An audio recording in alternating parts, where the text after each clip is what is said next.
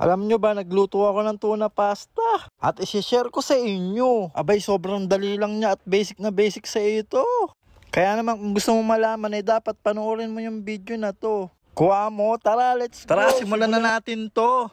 So ayan, gagamit tayo ng penny pasta. At gagamit din tayo ng dalawang Alaska Evap. Yan. Alaska, baka naman, chor. 2 century tuna. Yan. Tapos, gagamit din tayo ng pamintang durog. Yan. At yan ang mga gagamitin natin ingredients. So, ayun, nagpainit na ako ng kawali. Tapos, ilalagay na natin tong lahat ng pasta sa kawali.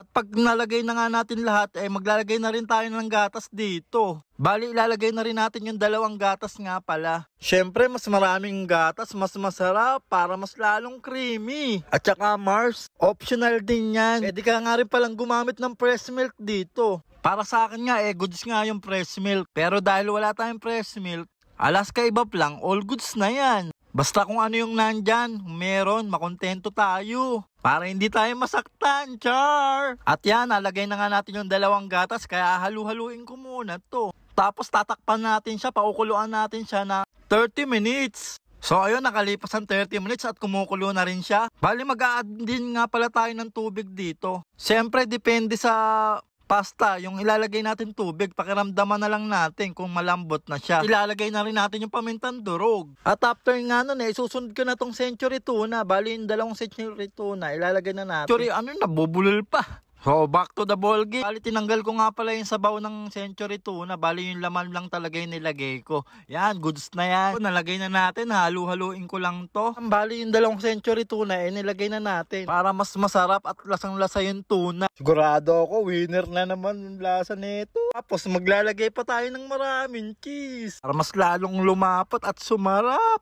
Siyempre, pag magluluto tayo, dapat masarap at espesyal. Para swabe sa lasa. Yun itsura pa lang nakakagutom Tapos pag nalagay na natin yung cheese, hahalu-haluin na natin to. Para mas madaling madurog yung cheese.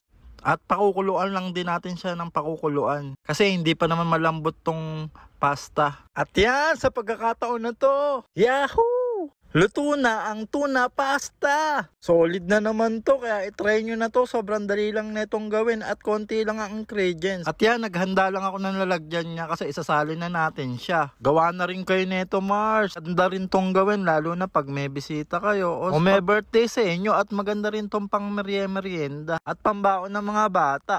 O siya, dahil nga nang salin na natin lahat, syempre maglalagay pa tayo ng cheese para mas marami, mas masarap. O yan nice move Kala mo pantinda Perfect. Okay, finished product. Solid Tara, food check na natin to. Reveal ko sa inyo kung ano ba lasa. Favor naman, Mars. I-comment naman kung tiga saan ka para alam ko kung saan nakakarating ang video nito. Salamat.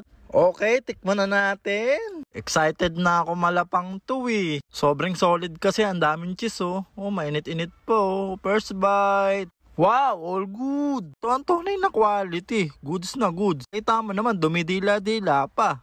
Yun, ang solid. All good. So ayun, dito ko na rin tatapusin yung video ko. Maraming salamat sa panonood. Aking kabuhat. Peace out. All good. Gang gang. Sheesh!